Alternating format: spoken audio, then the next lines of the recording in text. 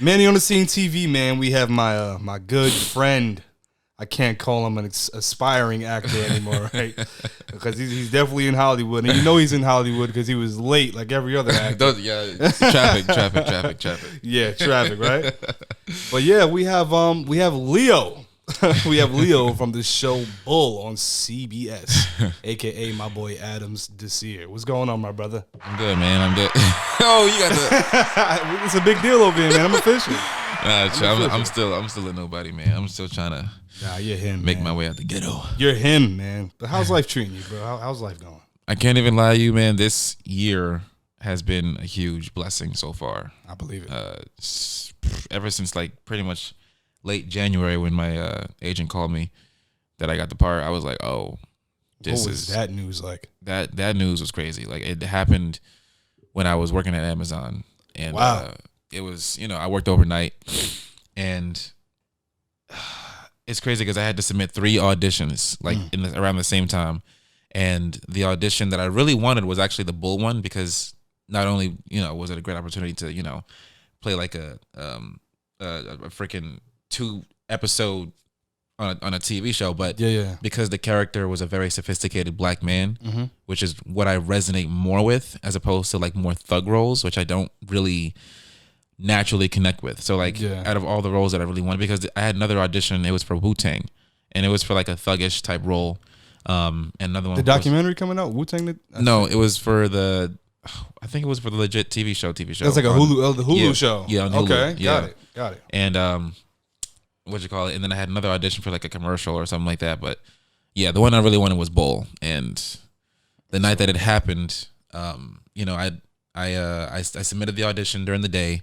I went home to take a nap before I went to Amazon to work, and I looked at my audition tape one more time. I was like, "Yo, like you ever just look at your like a piece of work that you worked on, and you felt so like it's good. Like this is not no like 1 2 buckle my shoe. This is like fire." So I looked at my audition tape and I was like, "Yo, if I don't book this, then I don't know what will," because I really was in a drought like for a few months. And the night that it happened, I was on my way to Amazon, and I was already in Amazon, and my agent called me. And usually when your agent calls you, it's a pretty serious deal, big deal. Absolutely. And so I answered him, and I was like, "Hey, what's going on, whatever." And he was like, "Hey, man, did you check your phone? Did you check your email?" And I was like, "No, why? What's up?" He was like, "Check your phone, Adams. Check your phone." And I saw the offer letter for you got the role of Leo Craddock on Bull. I was like, wow. Just like that. Did you leave Amazon that day? I didn't. Actually, I think that was actually my last day of working there. I would have walked out right after reading that. I wanted to, but then like it was gonna take a minute to for the next paychecks to come in. So, okay. But I definitely, that was my last night there because I wanted to really dedicate every single minute that I had to this my first ever like TV debut ever. And I mean, I didn't know this, but there was also like cases popping up at Amazon also, which I didn't know about. But honestly, it was just the laziness in me that I didn't want to go back to Amazon. Worked out perfect, right? And I used on my PTO, and then eventually I just got that resignation letter. Oh no, they fired me letter. So I worked at Amazon for like 2 weeks. Yeah, and it just didn't work out for me. I was like, listen, I'm not coming back. Just straight up, I'm not coming back. Yeah, it was just like, what, it happens all the time. Yeah, and that's the culture though. Like that was probably like my 3rd time going back to Amazon, and I took that job because I had a daytime job at another warehouse. I'm a warehouse dude, and my agent was like, hey, listen, if you want to get into this business for real, you're gonna have to have daytime hours. Right. So I left my daytime job at a warehouse and I left it to go to Amazon, work at night, and I just kept auditioning for like months and months and months, barely heard anything, and then I finally booked something. Great. And then it led into other things too. It's crazy because we actually spoke, you was on my podcast in 2018. I know. And we talked about everything that you're doing right now. It's crazy, right? Yeah. Talk about manifestation, man. Yeah. God bless you, man. But what was the first day like on set with all those lights and all those cameras? Was it nerve-wracking? It was the most nervous. I've only felt nervous only a few times in my life like that, but that was one of the most nervous days I ever had. So came on set and it was just a different kind of pressure, because you know how like there's moments in your life where you think you're ready for something, and then you get that blessing, and you're like, oh shoot, like this is really happening. I'm here.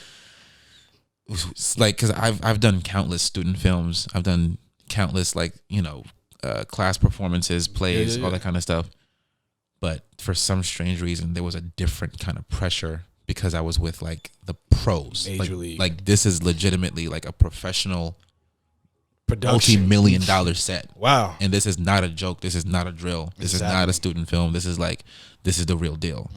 So I'll put it like this. The second that they said action, my mouth went dry. Like I would have a whole bottle of water, and then they would yell action, and I would just go, and I would just go dry. And I couldn't even say my very first line adequate. Like I couldn't even, it was literally like, excuse me, my name is Leo Craddock. I got to see Dr. Jason Bull. And I couldn't even say that. Like it was one line and I couldn't, but any other day I could have said it easy. But that day I was nervous. Goodness gracious. It was nerve wracking.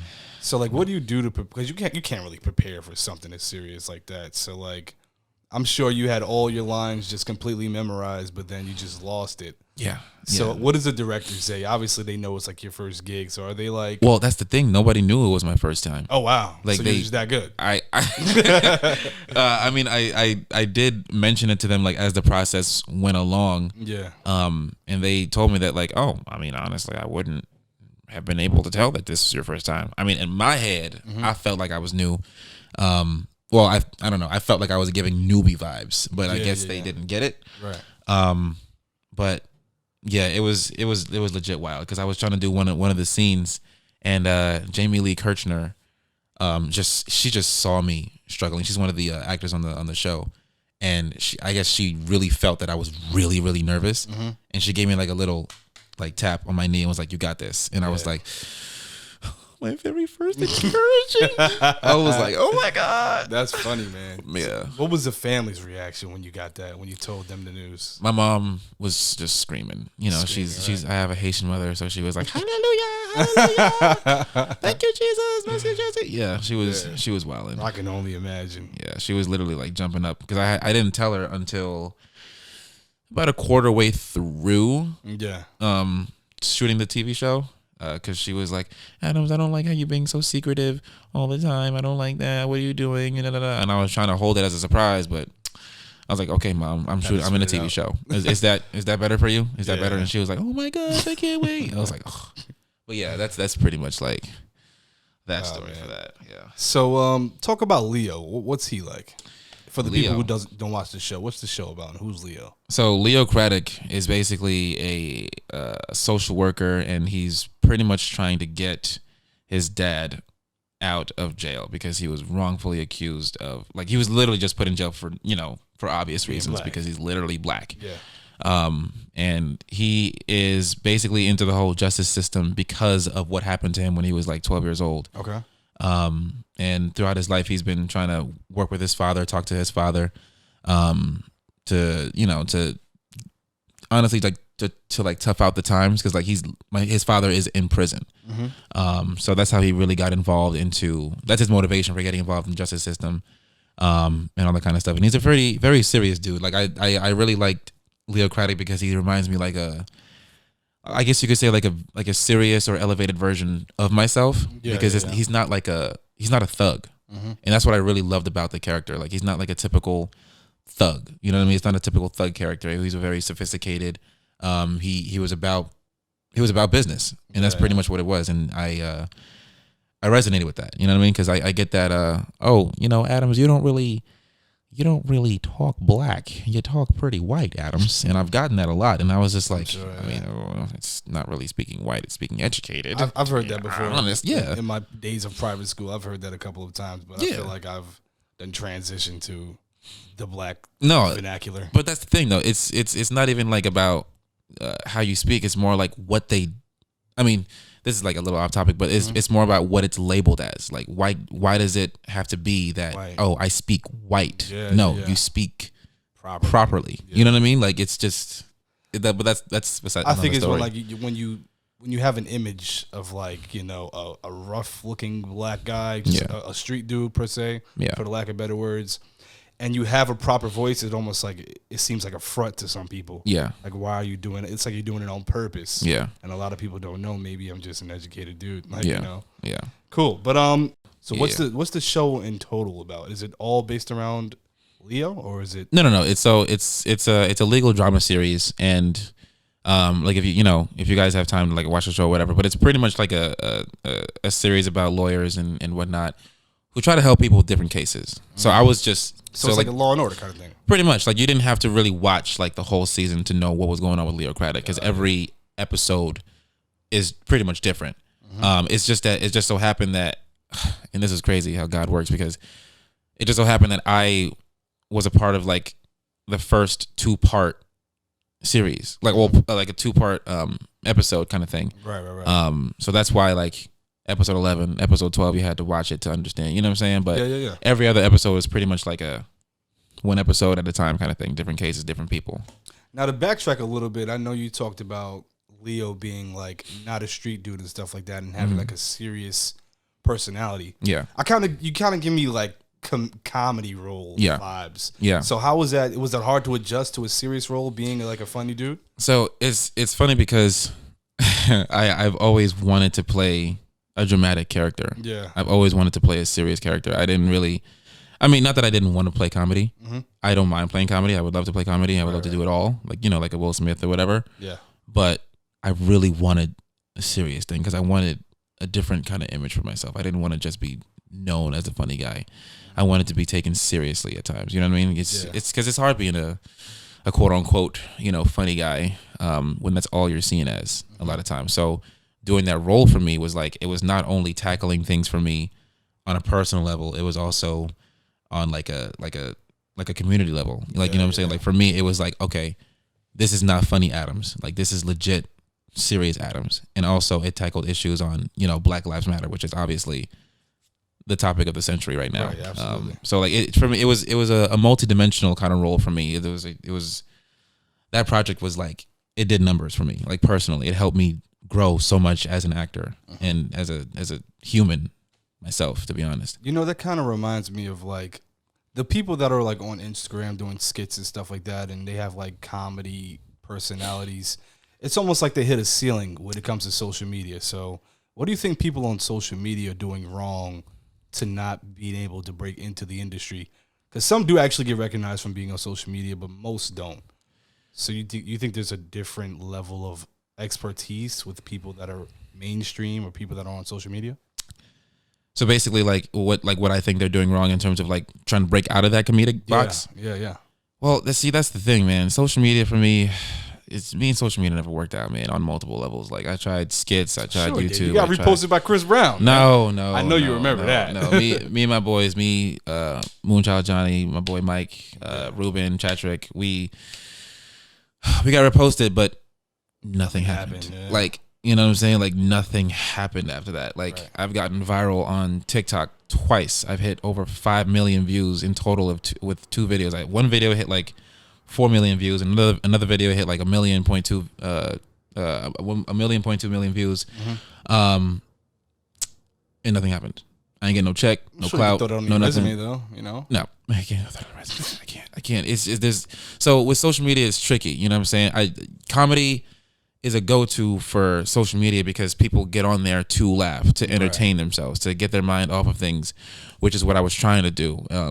But I honestly, I wish I could tell you more about it because I'm not a pro on social media. I can't really call myself a pro at all because I'm still trying to figure it out to this day. You know what I mean? And as far as breaking out of that character, that was breaking out of like the comedic box for social media influencers.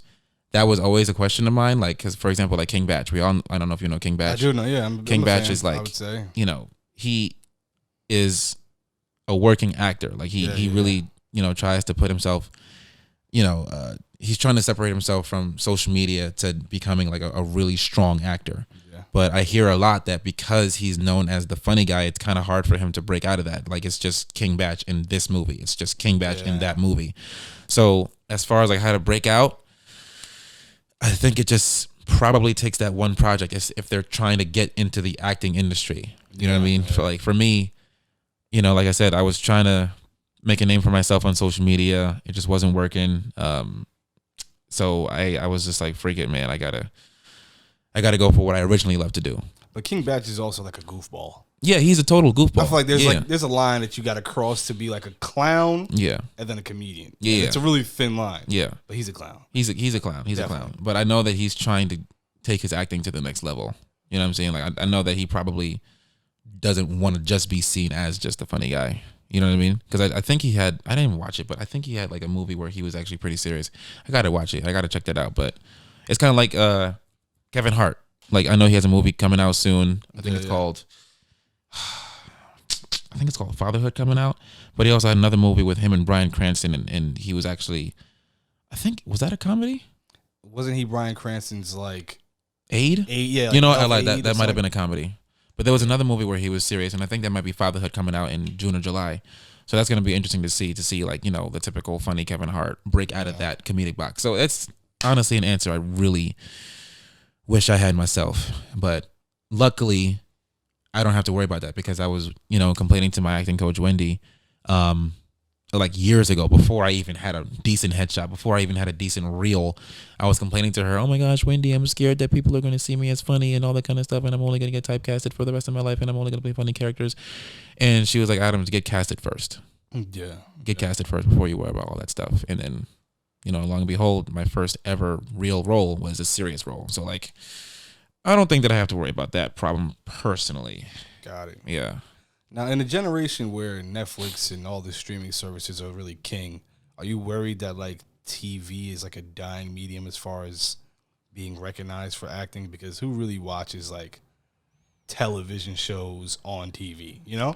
Right. You mean like live TV, like legit? Yeah, like actually turning on the channel. Yeah. And no, I'm not worried at all because the Bull is featured on multiple streaming platforms. Why is it just called Bull? Yeah. That's kind of annoying. But it's featured on like Paramount Plus, Hulu, Amazon Prime, YouTube. Okay. So I'm not really worried about TV going out for business, to be honest with you. Perfect. In the commercial I did for Wawa, I probably seen maybe one person that probably seen it on the TV, but the rest was on legit YouTube or social media in general. So I'm really not worried about TV going out of business because I know that the streaming platforms are going to be there. Yeah. You know what I mean? That definitely brings me to my next question is like, how are you even getting all these roles? Like, how is it happening for you? Oh, man. So first off, I do want to say that I was doing this since I was 13. Okay. I was doing this since high school. Plays, high school plays, student films, class performances. Doing more student films after college, after I'm a fully graduated man. Yeah. And practicing a lot and coaching under. I have like 3 real coaches. It's like Wendy McKenzie, Jeremy Burnett, and then my other coaches, Kim Plumridge. Those are my like 3 main acting coaches. Yeah. And you know, Wendy had like a few self-tape classes. So like I was really learning a lot all the time on how to really self-tape and how to really stand out. And a lot of it is really because of my audition tapes. Obviously, yes, my agent, he's doing his thing. Like he's, you know, he has good relationships with people. But also a part of it also is because of my auditions. And that's, you know, I'm blessed by God to say that like I've been lucky quite a few times. You know what I mean?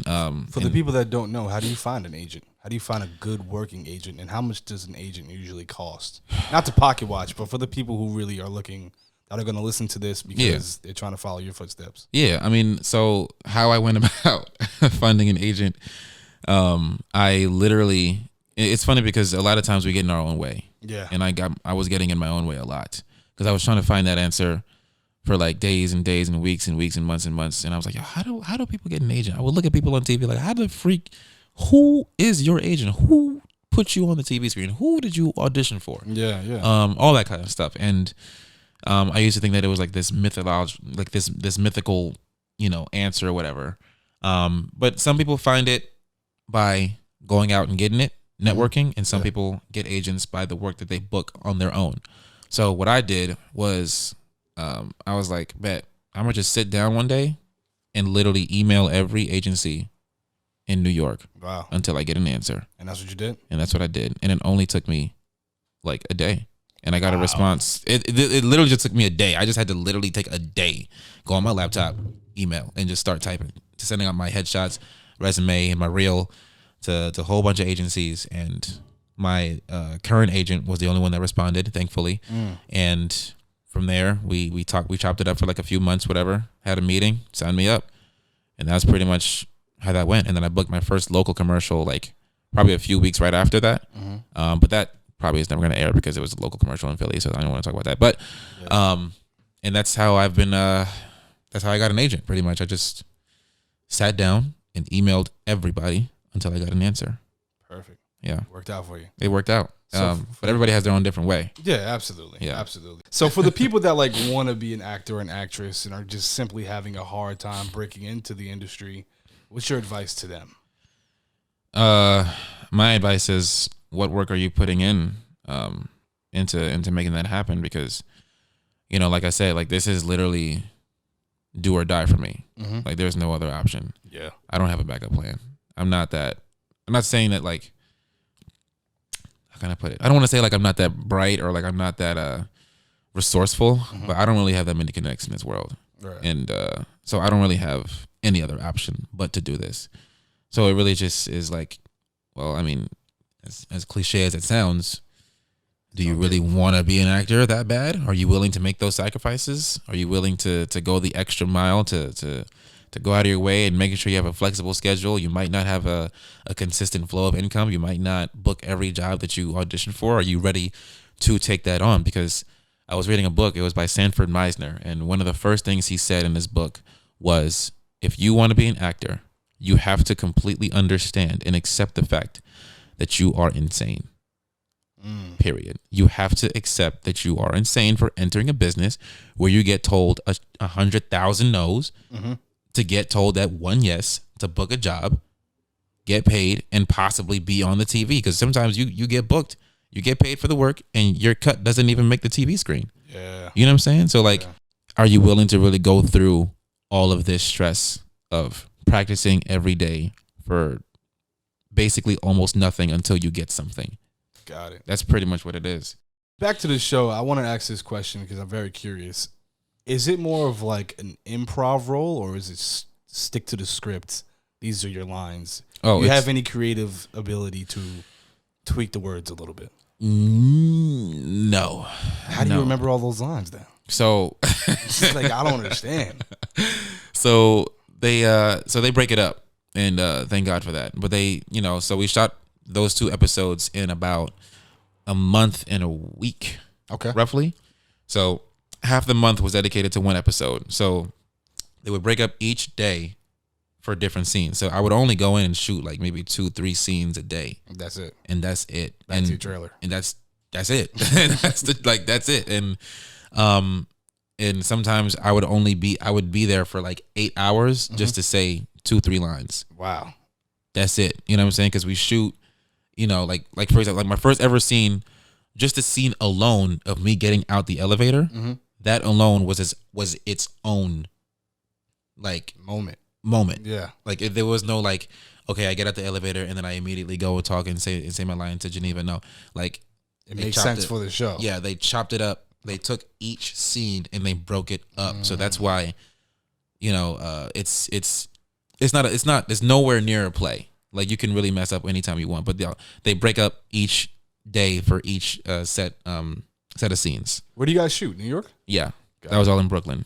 So the trailer life, how does that like? Because I know you did the Instagram video of like your little MTV cribs of your trailer. Oh man, that was, I can't even tell you, man. It was wild. Yeah, the trailer was beautiful, man. I mean, it was at that moment in my life I was like, oh, you made this. Well, I can't say I made it, but this is definitely you can like huge. That now. It's a huge stepping stone. Yeah. Huge stepping stone, because it's like for a long time, and I want people to understand this.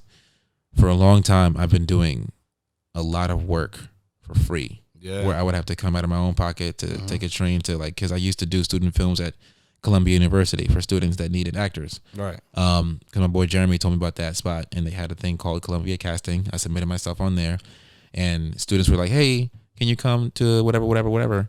And I would come, out of pocket, get my own haircut, get my own fit, Right. shoot all day, all night, few hours, whatever, and I would go back home, and I would just hope that the footage is the best it could be. Mm-hmm. And now it was just different.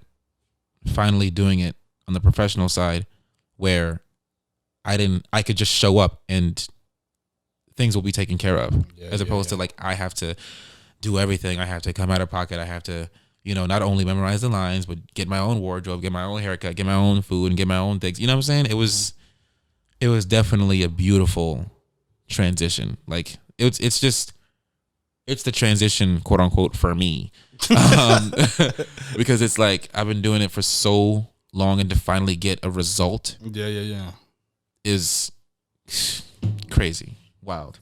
Now, what's your end goal? Like, what can you say that you did where you can kick your feet up and be like, wow, I did that, I'm done? I want to be. I have a very, very narrow goal within my dream. I would love to be. It's gonna be a little scary to say this, but I would love to be Miles Morales. Like if Marvel ever produced that, Spider-Man. Yeah, I would love to do that. Like that's like my dream role if I could get that. If not that, just being in a Marvel movie. I would love to be in Marvel movies. Like specifically, I would love to have like a recurring role. Yeah. In Marvel. And I think after that, anything else is like a blessing. Is a blessing. I mean, that's pretty much what it is. Like, I want to be able to do it all, though. Not just. I want to be like a variation of like a Will Smith. Like, I want to be comedy. I want to be dramatic, romance, anything but paranormal. I really want to avoid paranormal like as much as stuff. Yeah, I really don't want to I don't know about that either. I want to avoid that as much as I can, but it's kind of ironic because because I just shot for another TV show that's going to be coming out probably in the next few months or whatever, if they don't cut my scene.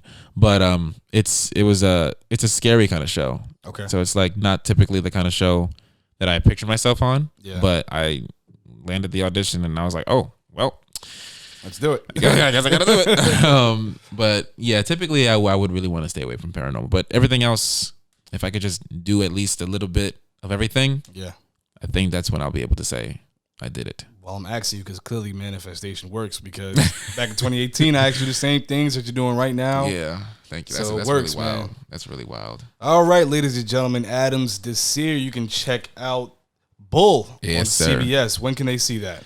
They can honestly download the CBS app, because the show is now going with like new episodes because they're in a new season. Yep. But you can download the CBS app, type in Bull Season 5, Episode 11 and 12. Perfect. And where can the people find you?